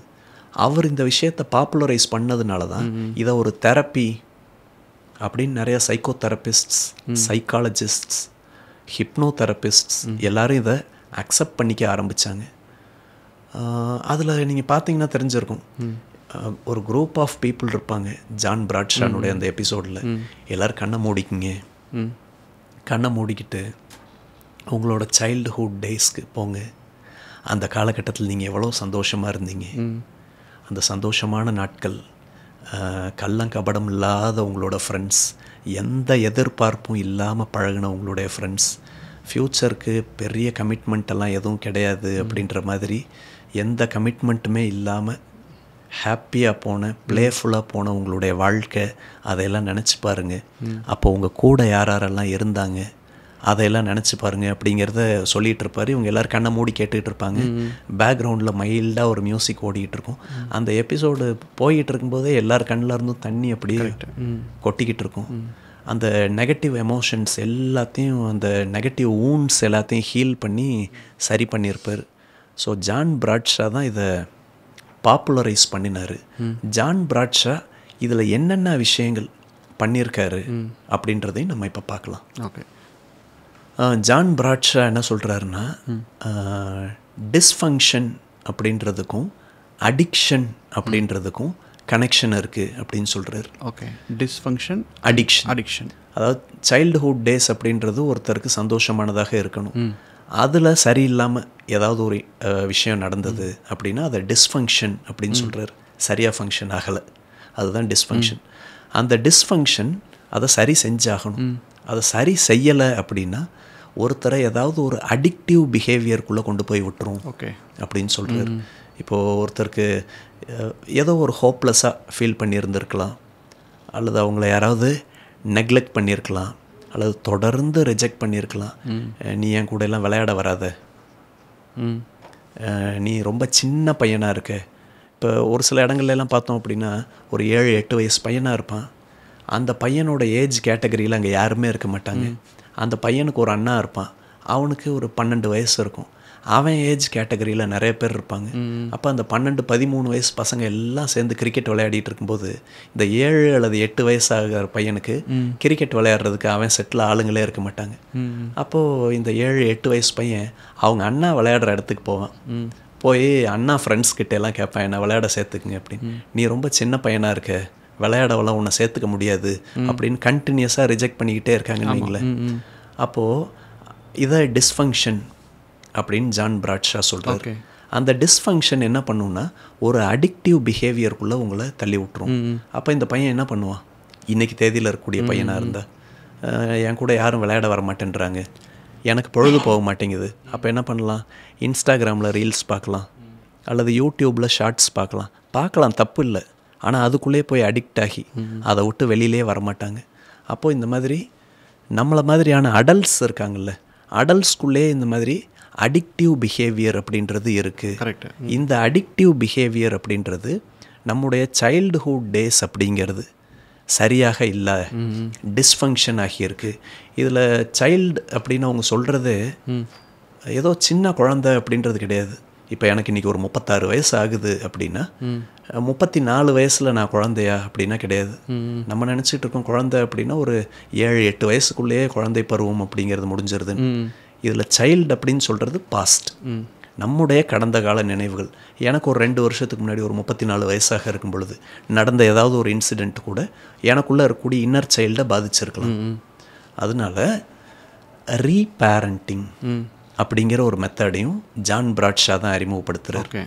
இப்போது எப்படி அந்த கடந்த காலத்துக்கு நம்ம போகிறோம்ல இன்னர் சைல்டு ஹீலிங்கில், அப்படி போகும் பொழுது அது ஒரு இமேஜினேட்டிவ் ஜேர்னி தானே. ஏன்னா கடந்த காலத்துக்கு யாரும் டைம் ட்ராவல்லாம் பண்ண முடியாது. நம்மளோட இமேஜினேஷன் மைண்ட் லெவலில் போகிறோம். ஒரு இமேஜினேட்டிவ் ஜேர்னியில் போய் அந்த ஊண்டையெல்லாம் சரி பண்ணிவிட்டு நமக்கு நாமளே ரீஃப்ரேமிங் பண்ணுறோம்ல, பாசிட்டிவ் ரீஃப்ரேமிங் பண்ணும்பொழுது அந்த ப்ராசஸை ஜான் பிராட்ஷா என்ன சொல்கிறாருன்னா ரீபேரண்டிங் அப்படின்னு சொல்கிறார். இந்த மாதிரி ரீபேரண்டிங் பண்ணுறதன் மூலமாக அதை அந்த ப்ராப்ளம்னுடைய இன்டென்சிட்டி, அந்த சைல்டுஹுட் ப்ராப்ளம்னுடைய அந்த வீரியத்தன்மை அப்படிங்கிறத குறைக்க முடியும். இந்த இன்னர் சைல்டு ஹீலிங் அப்படிங்கிறது ஒரு தெரப்பி. இந்த இன்னர் சைல்டு ஹீலிங்கை ஹிப்னோ தெரப்பியோட கம்பைன் பண்ணி பண்ணும் பொழுது ரிசல்ட்ஸ் இன்னும் எஃபெக்டிவாக இருக்கும். ஏன்னா ஹிப்னோ தெரப்பியில் நம்ம என்ன பண்ணுறோம், ஒருத்தருக்கு சஜஷன்ஸ் கொடுக்குறோம்ல, அந்த சஜஷன் இன்னர் சைல்டு ஹீலிங் பண்ணும் பொழுது ஹிப்னாட்டிக் சஜஷனாக கொடுக்கும் பொழுது ரொம்பவே ரிசல்ட்ஸ் நல்லாயிருக்கும். இந்த மாதிரி ஒரு 2 தெரப்பி 3 தெரப்பியை இன்டகிரேட் பண்ணி பண்ணும் பொழுது ரிசல்ட்ஸ் ரொம்பவே நல்லாயிருக்கும். ஓகே. எனக்கு ஆக்சுவலாக நிறைய கிளைண்ட்ஸ் வந்து கேட்கக்கூடிய காமனான கொஸ்டின்ஸ் இந்த சப்ஜெக்டை பொறுத்த வரைக்கும் நான் சொல்கிறேன். அவங்க என்ன சொல்லுவாங்கன்னா, எனக்கு இந்த மாதிரி ஒரு இன்சிடென்ட் சைல்டுஹுட்டில் நடந்தது, நீங்கள் ஹிப்னோ தெரப்பி செஷன்ஸ்குள்ளே போயிட்டு அந்த இன்சிடெண்ட்டை எனக்கு மறக்க வச்சுருங்க அப்படின்னு சொல்லுவாங்க. So which is not good. நம்ம அப்படி பண்ணக்கூடாது. ஏன்னா ஏதோ ஒரு இன்சிடென்ட் நடந்தது, அதை ஹீல் பண்ணுறது தான் ப்ராப்பரான வே. இல்லைனா அந்த ஊண்டு உள்ளே இருந்துச்சுன்னு வச்சுங்களேன். எக்ஸாம்பிளுக்கு ஒரு நம்ம சொன்ன மாதிரி முள்ளே குத்திருச்சு, அதை நம்ம மேலே சும்மா பேண்டேட் விட்டுட்டோம்னா அது உள்ளே இருந்தே அது வந்து பஸ் ஃபார்ம் ஆயிரும். அது இன்னும் கூட அது ட்ரிகர் பண்ணுறதுக்கான சான்சஸ் இருக்கும். ஸோ மறக்கிறதுங்கிறதுக்கான இது வந்து கிடையாது. ஸோ அதை ஹீல் பண்ணணும் அப்படிங்கிறது தான். ஏன்னா அவங்க என்ன சொல்லுவாங்கன்னா, இல்லைங்க எனக்கு அது நினச்சி ரெண்டாவது அவங்க என்ன கேட்பாங்கன்னா, எனக்கு அந்த இன்சிடெண்ட் வந்து நடந்துருச்சு, இது ஃபேமிலிக்குள்ளே நடந்த இன்சிடெண்ட் தான், என்னால் இப்போவும் வெளியில் சொல்ல முடியாது, ஆனால் என்னால் சொல்ல முடியலன்ற கில்ட்டு எனக்கு உள்ளே இருக்குது. அதுதான் எனக்கு ரொம்ப ஒரு மாதிரி கஷ்டமாக இருக்குது. அன்றைக்கி எனக்கு தெரியாத வயசு, சின்ன வயசுங்கிறதுனால அது மாதிரி நடந்துருச்சு. அன்றைக்கி ஹெல்ப்லெஸ்ஸாக நான் ஃபீல் பண்ணேன். பட் அன்றைக்கி ஹெல்ப்லெஸ்ஸாக இருந்தேன், இன்றைக்கும் என்னால் அது தெரிஞ்சு வெளியில் சொல்ல முடியலன்றது வந்து ஸோ ஒரு ஹெல்ப்லெஸ்ஸை தாண்டி எனக்குள்ளே ஒரு கில்ட்டாக ஃபார்ம் ஆகிருக்கு. ஸோ இதுதான் ரைட்டான வே. இப்போ நீங்கள் சொன்ன மாதிரி ஹீலிங் அப்படிங்கிறது தான் அதுக்கான ரைட்டான விஷயம். First let it go. அதுக்கப்புறம் அந்த பார்க்கக்கூடிய அந்த எமோஷனை இன்றைக்கி அதை நினச்சா கூட அவங்களுக்கு வந்து அதுக்கு ஏதாவது ஆக்ஷன் எடுக்க முடியும் அப்படின்னா அதுதான் நம்ம பண்ணணும். ஃபேமிலிக்குள்ளே ஷேர் பண்ண முடிஞ்சிச்சுன்னா ஷேர் பண்ணலாம். ஸோ அதுவும் நம்ம பண்ணக்கூடாதுன்னு நம்ம சொல்லலை. ஸோ அந்த ஸ்டெப்ஸ் எல்லாம் தாண்டி அவங்க மைண்ட்குள்ளே வச்சுட்ருக்கிறத வந்து லெட் இட் கோ அப்படிங்கிறத இப்போ பார்க்குறதே வேறு மாதிரி நம்ம பார்க்குறதுக்கு தான் அந்த ஹீலிங் ப்ராசஸ் ஹெல்ப் பண்ணும். அந்த எமோஷனை திருப்பி போகும்போது அவங்க என்ன கான் த்ரூ பண்ணாங்களோ அந்த சேம் ப்ராசஸும் அவங்களுக்கு பண்ண முடியாது. இப்போ இந்த தெரப்பி செஷன் பண்ண முடியும். ஸோ இந்த தெரப்பி செஷன்றது வந்து நீங்கள் சொன்ன மாதிரி இது எவ்வளோ டியூரேஷன் போகும். இப்போ நம்ம பண்ணுறது வந்து சைல்டு ஹீலிங் அப்படின்னு ஒருத்தர் நம்மளை அப்ரோச் பண்ணுறாங்க அப்படின்னா இவங்களுக்கு வந்து அது கேசஸில் டிஃபர் ஆகும். Of course depends on the person வச்சுக்கோங்களேன். பட் ஒரு அப்ராக்சிமேட்லி வந்து இவ்வளோ செஷன்ஸ் அவங்களுக்கு தேவைப்படும்.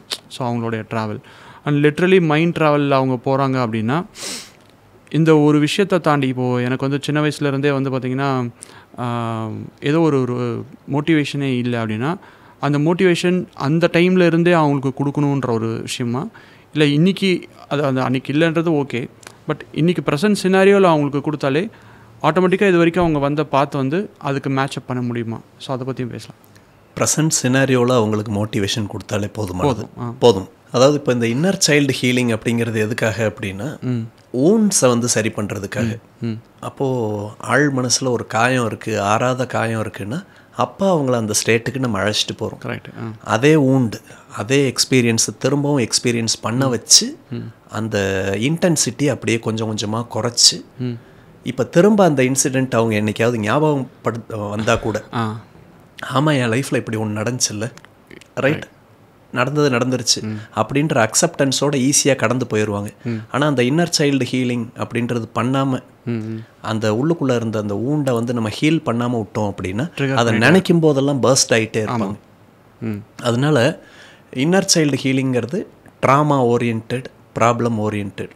சின்ன வயசில் மோட்டிவேஷனே இல்லை அப்படின்னா ஓகே, இப்போ உங்களுக்கு மோட்டிவேஷன் அப்படிங்கிறத இன்க்ரீஸ் பண்ணி அடுத்த லெவலுக்கு அவங்கள மூவ் பண்ண வைக்கலாம், பண்ணிக்கலாம். சூப்பர். அதனால சொல்யூஷன் ஓரியன்ட், கோல் ஓரியன்ட் இந்த மாதிரியான விஷயங்களுக்கு அவங்களுடைய கரண்ட் செல்ஃப் என்னவோ அதவே அவங்களுக்கு அலைன் பண்ணலாம். ஃப்யூச்சர் செல்ஃப் அப்படிங்கிறது நல்லா இருக்கணும், ப்ரெசண்ட் செல்ஃப் அப்படிங்கிறது நல்லா இருக்கணும் அப்படின்றதுக்காக தானே வர்றாங்க. அப்போது பாஸ்ட் செல்ஃபில் ஏதாவது நெகட்டிவ் எமோஷன்ஸ் இருந்ததுன்னா அதை ஹீல் பண்ணலாம். இல்லைன்னா அவங்களுடைய ஃப்யூச்சர் செல்ஃப்க்கு ஏற்ற மாதிரி அவங்களுடைய ப்ரெசன்ட் செல்ஃபை அலைன் பண்ணாலே போதுமானது. ஓகே. அண்ட் இது தொட்டு இன்னொரு கொஸ்டினும் நான் கேட்டுடுறேன். இப்போது இண்டிவிஜுவல் பர்சனுக்கு நம்ம பேசுகிறோம், பாஸ்ட்டில் நீங்கள் வந்து சைல்ட்ஹுட் டேஸில் நடந்த ஒரு இன்சிடெண்ட்டை வந்து இப்போ ஹீல் பண்ணலாம் அப்படின்றது. Prevention is better then cure அப்படின்ற ஒரு விஷயத்துக்காக நான் சொல்கிறேன். ஸோ இன்றைக்கி இருக்கக்கூடிய பேரண்ட்ஸ்க்கு அவங்களுடைய சைல்டை இந்த மாதிரி அவங்க கான் த்ரூ பண்ண ஃபேஸஸை வந்து அவங்க சைல்டு பண்ணக்கூடாது. மேபி அவங்களுக்கும் ஸ்கூலில் புல்லிங் நடக்கலாம், பாடி ஷேமிங் நடக்கலாம், இல்லை ஏதாவது ஒரு ட்ராமா, நிறைய விஷயம் அவங்க ஃபேஸ் பண்ணுறதுக்கான சான்சஸ் இருக்கும். ஸோ பேரண்ட்ஸ்க்கு நீங்கள் ஏதாவது ஒரு டிப் மாதிரி கொடுக்குறீங்க அவங்களோட சைல்டோட கனெக்ட் பண்ணுறதுக்கு. ஸோ எந்த வகையில் இது வந்து அவங்க சைல்டுக்கு நடக்கக்கூடிய விஷயத்த தடுக்கிறதுக்கான மெஷர்ஸ் என்ன பண்ணணும் அப்படிங்கிறதுக்கான விஷயத்த குழந்தைகிட்ட ஓப்பனாக பேசினாலே போதும். ஏன்னா இது வந்து பண்ண மாட்டுறாங்க, நிறைய பேர் பேச மாட்டாங்க. இன்றைக்கி வீட்டுக்குள்ளேயே கூட லைக் எல்லா ஃபேமிலியும் எடுத்துக்கிட்டிங்கன்னா எல்லார் கையிலையுமே மொபைல் இருக்குது, அவங்கவுங்க அவங்களுடைய ஜோனில் தான் இருக்காங்க. ஸோ கம்யூனிகேஷன்றதே குறைஞ்சிருச்சு. ஸோ அந்த மொபைல்னு ஒன்று கையில் இருக்கிறதுனால they are prone to anything. Like என்னன்னாலும் அவங்க பார்க்கலாம், பண்ணலாம். அண்டு அவங்க வேறு யார் கூடயாவது பேசுகிறாங்கன்னு வச்சுக்கலாமே, அங்கே அவங்க இன் ரிட்டன் ஒரு டாக்ஸிக்கான பீப்புளாக ஒரு பிளாக்மெயில் பண்ணுறதுக்கான பாசிபிலிட்டியோ, இல்லை ஸ்கூல்லேருந்து ஏதாவது அட்டென்ட் பண்ணுறதுக்கான பாசிபிலிட்டியோ, இல்லை அவங்க சரௌண்டிங் ஃப்ரெண்ட்ஸ், இந்த மாதிரி நிறைய விஷயம் இருக்குது. அவங்களும் சொல்கிறதுக்கான சான்சஸ் க்ரியேட் பண்ண முடியாது. ஏன்னா பசங்க வந்து சொன்னாங்கன்னா நம்மளை ஜட்ஜ் பண்ணிடுவாங்க, இல்லை இது மொபைல் வாங்கி வச்சுருவாங்களோ, இந்த மாதிரிலாம் இருக்கும். ஸோ பேரண்டிங்காக பேசுகிறதுங்கிறது கூட எப்படி கம்யூனிகேட் பண்ணுறது, இது இந்த கம்யூனிகேஷன்றது வந்து இப்போ சில விஷயம்லாம் சென்சிட்டிவாக இருக்கும், அது அவங்க கேட்கக்கூட முடியாதுன்னு. அப்போ பேரண்ட்ஸ் கண்டிப்பாக இதை கேட்கணும் அப்படின்றதுக்கு இதுக்கு ஏதாவது ஒரு சிஸ்டம், இதுக்கு ஏதாவது நீங்கள் மெத்தட் சொல்ல முடியுமா? இதுக்கு ஒரு பேலன்ஸ்டு அப்ரோச்சாக நம்ம இருந்தாலே போதுமானது. அதாவது ஒரு குழந்தை சாயங்காலம் ஸ்கூல் முடிச்சு வருது அப்படின்னா ஸ்கூலில் என்னென்னவெல்லாம் நடந்தது, என்ன கிளாஸ் எல்லாம் எப்படி போச்சு, என்ன நடத்துனாங்க, ஃப்ரெண்ட்ஸ் கூட எல்லாம் பேசுனியா, ஃப்ரெண்ட்ஸ் எல்லாம் என்ன சொன்னாங்க அப்படின்னு சொல்லும்போது அந்த ஒரு ஸ்பேஸ் அப்படின்றது ரொம்ப ஸ்ட்ரிக்டாகவும் இருக்கக்கூடாது, ரொம்ப லிபரலாகவும் இல்லாமல் ரெண்டுக்கும் நடுவில் ஒரு பேலன்ஸ்டு ஸ்பேஸ் அப்படிங்கிறத அந்த குழந்தைகிட்ட கொடுத்தாலே ஆட்டோமேட்டிக்காக அந்த குழந்தை ஒரு கம்ஃபர்ட்டை வந்து எதிர்பார்க்கும் நம்மக்கிட்ட. ஏன்னா இப்போது ஒரு குழந்தைக்கு ஏதோ ஒரு தப்பான ஒரு எக்ஸ்பீரியன்ஸ் ஒன்று நடந்துருது அப்படின்னா ஏன் வந்து வீட்டில் ஷேர் பண்ண மாட்டேங்கிறாங்க அப்படின்னா பேரண்ட்ஸ் ஸ்ட்ரிக்டாக இருக்காங்களே, நீ ஒழுங்காக இருந்திருக்கக்கூடாதா அப்படின்னு அடிப்பாங்களே, திட்டுவாங்களே அப்படின்னு நம்ம மேலே இருக்கக்கூடிய ஒரு பயம் தானே. அப்போ அந்த பயம் இல்லாமல் இருக்கணும் அப்படின்னா நாம் அந்த குழந்தைகிட்ட நல்லா பேசணும். ரொம்ப லிபரலாக பேசிட்டோம் அப்படின்னா அந்த லிபரேஷன் அப்படிங்கிறத அவங்க ஒரு அட்வான்டேஜாக எடுத்துக்கிட்டு நம்ம என்ன பண்ணாலும் பேரண்ட்ஸ் ஒன்றும் கேட்க மாட்டாங்க அப்படின்னு ட்ராக் மாதிரி போகிறதுக்கும் வாய்ப்பு இருக்குது. கரெக்ட். அதனால இதை கேரட் அண்ட் ஸ்டிக் அப்ரோச்னு சொல்லுவாங்க இல்லையா. ரொம்ப லிபரலாகவும் இல்லாமல் ரொம்ப ஸ்ட்ரிக்டாகவும் இல்லாமல் ரெண்டுக்கும் நடுவில் அந்த ஒரு பேலன்ஸ்டு அப்ரோச்சில் ஒரு குழந்தைய அப்ரோச் பண்ணாலே நம்ம பேரண்ட்ஸ்கிட்ட எதுனாலும் சொல்லலாம். யார்கிட்டயோ சொல்கிறத விட பேரண்ட்ஸ்கிட்ட சொல்லுவோம். இவங்க தான் நமக்கான சொல்யூஷனை கொடுக்க முடியும், இவங்கள தவிர வேறு யாருனாலையும் சொல்யூஷன் கொடுக்க முடியாது அப்படின்ற ஒரு நம்பிக்கையை நம்ம குழந்தைங்களுக்கு நம்ம மேலே ஏற்படுத்தணும். ஏன்னா அது நான் கேட்டதுக்கான பாயிண்ட் என்னென்னா, என்கிட்ட நிறைய பேர் கேட்பாங்க, சார் நாங்கள் பசங்கக்கிட்ட பேசவே முடியறதில்ல, எதர் அவங்க ரொம்ப ஹைப்பராக இருக்காங்க, இல்லை அவங்க இந்த வேர்ல்டுக்குள்ளே தான் இருக்காங்க, நம்ம சொல்கிறது வந்து உனக்கு ஒன்றும் தெரியாது, இன்றைக்கி வேர்ல்டு அப்படி இல்லை, இன்றைக்கி வந்து வேறு மாதிரி இருக்குது, ஸோ உங்களோட ஜென்ரேஷன் வேறு, எங்கள் ஜென்ரேஷன் வேறு. ஸோ இந்த ஜென்ரேஷன் கேப்பை வச்சு நிறைய பேர் பசங்கள்லாம் பேசுகிறாங்க. அண்ட் இன்றைக்கி அஃப்கோர்ஸ் இன்டர்நெட் வேர்ல்டில் இருக்கிறதுனால ஸோ இன்றைக்கி க்ரோ ஆகக்கூடிய சில்ட்ரன் எல்லாருமே பார்த்திங்கன்னா லைக் தே ஆர் ஹைலி டேலண்டடாக, இல்லைனா அவங்களுக்கு இன்ஃபர்மேஷன்ஸு நாலேஜஸ்லாம் நிறைய அவங்களுக்கு ஈஸி டு அக்சஸ்ன்னு கூட சொல்லலாம். அந்த மாதிரி இருக்கிறதுனால ஸோ பேரண்ட்ஸை வந்து அவங்க ரொம்ப ஒரு வேறு ஜென்ரேஷன் அப்படின்ற ஒரு விஷயத்தில் வச்சிடுறாங்க. ஸோ அவங்க கூட கம்யூனிகேட்டே பண்ண முடியறது இல்லைங்க, எனக்கு ஹேண்டில் பண்ணவே முடியலன்ற ஒரு கன்சர்ன் வந்து நிறைய பேரண்ட்ஸ் என்கிட்ட வைக்கிறாங்க. ஸோ அதனால தான் நான் நிறைய டிப்ஸ் அவங்களுக்கு நான் சொல்வேன், இப்படி பேசுங்க, நீங்கள் ஒரு மீ டைம் மாதிரி நீங்கள் அவங்களுக்கு கொடுக்குறீங்களா, நீங்கள் அதை அவங்களுக்கு கொடுங்க. ஃபேமிலி டைம்னு ஒன்று வைங்க. ஸோ அப்போது டிஸ்கஸ் பண்ணுங்கள். மொபைல் டைமே இருக்கக்கூடாது. ஒரு சாப்பிட்றதா இருக்கட்டும், இல்லை நீங்கள் வேறு ஏதாவது பண்ணும்போது மொபைல் இல்லாமல் ஒரு ஜோன் நீங்கள் க்ரியேட் பண்ணிவிட்டு அப்போ அந்த இடத்துல கம்யூனிகேட் பண்ணுங்கள். இன்றைக்கி அப்பா ஆஃபீஸ்க்கு போனேன், இந்த விஷயம் நடந்துச்சு, ஸோ ஏதாவது நடந்ததுன்னா நீங்கள் ஷேர் பண்ணுங்கள். ஸோ உங்களுக்கு ஸ்கூலில் என்ன நடந்துச்சு, இதை மாதிரி நீங்கள் கம்யூனிகேட் பண்ணும்போது ஓகே. ஸோ ஃபேமிலி தான் கோர் ஸ்ட்ரென்த்து. ஸோ என்ன நடந்தாலுமே ஃபர்ஸ்ட் அவங்க தான் வருவாங்க. இந்த தாட் ப்ராசஸ் வந்து நம்மளுடைய குழந்தைங்களுக்கு நம்ம கொடுத்துட்டாலே ஆப்வியஸ்லி பாதி ப்ராப்ளம் அங்கே சார்ட் அவுட் ஆகும். ஸோ அப்போ வந்து அவங்களுக்கு ஏதாவது ஒரு விஷயம் நடந்ததுன்னா கூட ஃபர்ஸ்ட் நம்ம சொல்லிடலாம். வீட்டில் நம்ம திட்டுறாங்க, அடிக்கிறாங்க, அதெல்லாம் செகண்டரி, நம்ம சொல்லிடலாம் அப்படின்ற ஒரு விஷயத்தை அவங்க வந்து க்ரியேட் பண்ணணும். ஸோ இந்த பேரண்டிங்கே ஒரு தனி டாப்பிக்காக நம்ம பேசணும்னு நினைக்கிறேன். ஏன்னா நிறைய பேருக்கு வந்து இது எப்படி ஹேண்டில் பண்ணுறதுனே தெரியலன்ட்டு விட்டுடுறாங்க. இன்றைக்கி அது parenting is very important. So அது மேபி இப்போ நம்ம பேசுனது ஒரு ஷார்ட்டான ஒரு விஷயந்தான். ஸோ கோயிங் ஃபார்வர்ட் நம்மளோட பாட்காஸ்ட்டில் வந்து அதை நம்ம பேசலாம். இதுக்காக ஒரு எக்ஸ்க்ளூசிவ் பாட்காஸ்ட்டே நம்ம பண்ணலாம். ஓகே, நீங்கள் சொன்னது கரெக்டு தான். பேரண்ட்ஸை வேற ஒரு ஜென்ரேஷன் மாதிரி அவங்க பார்க்குறாங்க குழந்தைங்க.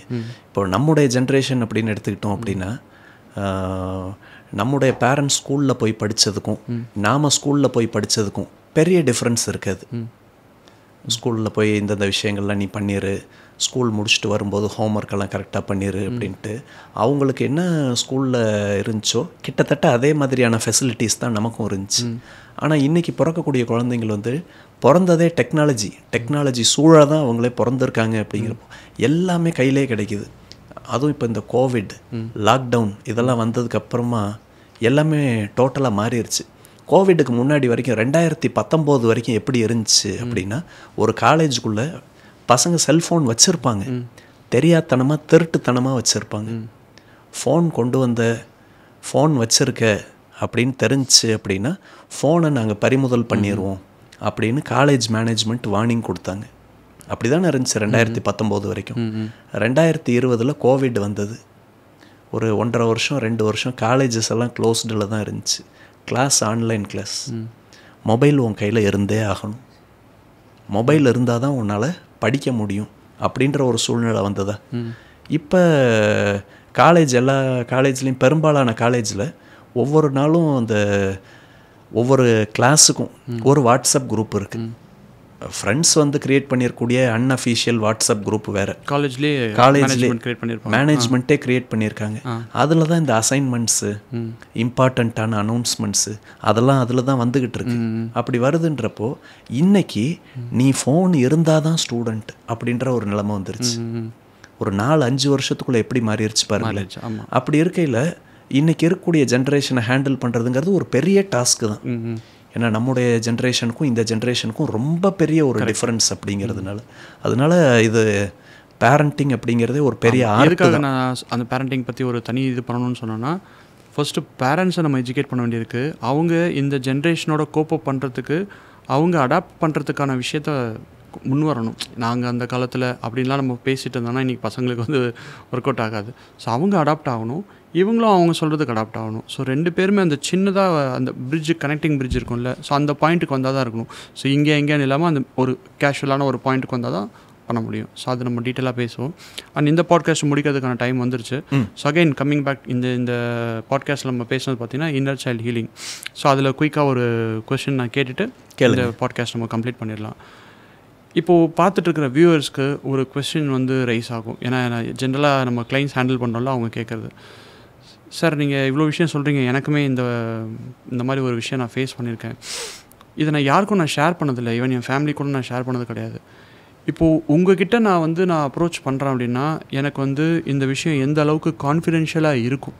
நான் உங்களை அப்ரோச் பண்ணி எனக்கு இதுக்கான ஒரு சொல்யூஷன் எதிர்பார்க்குறேன்னா, இது வெளியில் தெரியாமல் இருக்கிறதுக்கான விஷயம் கான்ஃபிடென்ஷியல் எந்த அளவுக்கு நீங்கள் மெயின்டைன் பண்ணுவீங்க, இது ஒரு விஷயம்.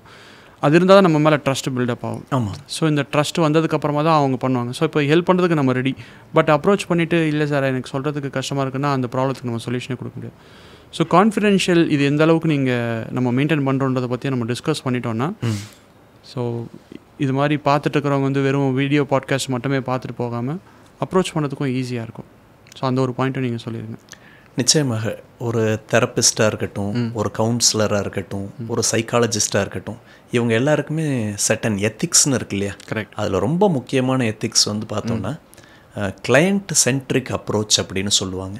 தெரப்பிஸ்ட் சென்ட்ரிக் அப்ரோச்னு ஒன்று இருக்குது.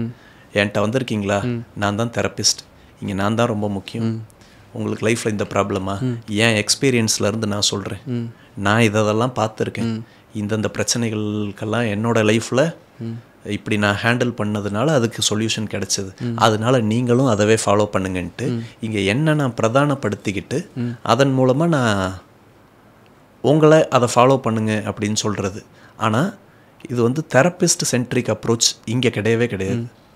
எஸ்பெஷலி சைக்கலாஜிக்கல் கவுன்சிலிங்காக இருக்கட்டும், ஹிப்னோ தெரப்பியாக இருக்கட்டும், இங்கே தெரப்பிஸ்ட் அப்படிங்கிறவர் வந்து சென்டர்டு கிடையாது, கிளையண்ட் சென்ட்ரிக் அப்ரோச் தான். அதனால் கிளையண்ட்டினுடைய பிலீஃப்ஸ் என்ன, இப்போ ஒரு சிலர் வந்து பார்த்தோன்னா ரொம்ப ஃபாஸ்ட்டாக இருப்பாங்க, சிலர் வந்து ஸ்லோ பேஸ்டு லேர்னர்ஸாக இருப்பாங்க. அதனால் அவங்களுடைய கேரக்டரிஸ்டிக் ஏற்ற மாதிரி, அவங்களுடைய பர்சனாலிட்டி ட்ரைட்டுக்கு ஏற்ற மாதிரி அவங்களுக்கு எந்த டூல் கம்ஃபர்டபுளாக இருக்கும், அவங்களுக்கு எந்த தெரப்பியூட்டிக் டெக்னிக் கம்ஃபர்டபுளாக இருக்கும், இப்படி தான் நம்ம பண்ணுறோம். நம்முடைய செஷன்ஸவே அப்படி தான் டிசைன் பண்ணுறோம். நானாக இருக்கட்டும், நீங்களாக இருக்கட்டும், அப்படி தான் பண்ணுறீங்க இல்லையா? இல்லை ரொம்ப முக்கியமான விஷயம் வந்து பார்த்தோம்னா கான்ஃபிடென்ஷியாலிட்டி.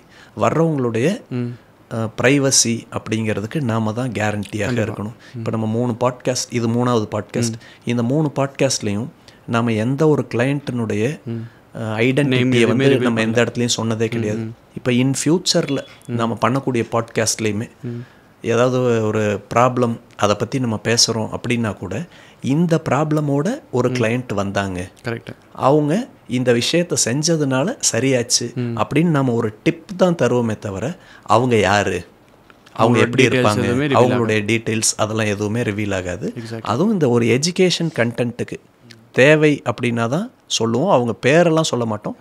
இன் ஃப்யூச்சரில் நம்ம ஏதாவது ஒரு பாட்காஸ்ட்டே பண்ணுறோம் அப்படின்னாலும் இது ஒரு எஜுகேஷன் கண்டென்ட் அப்படிங்கிறதுனால இந்த எஜுகேஷன் கண்டென்ட்டுக்கு தேவைப்பட்டதுன்னா ஏதாவது கேஸ் ஸ்டடீஸ் நம்ம எடுத்து சொல்லலாம்.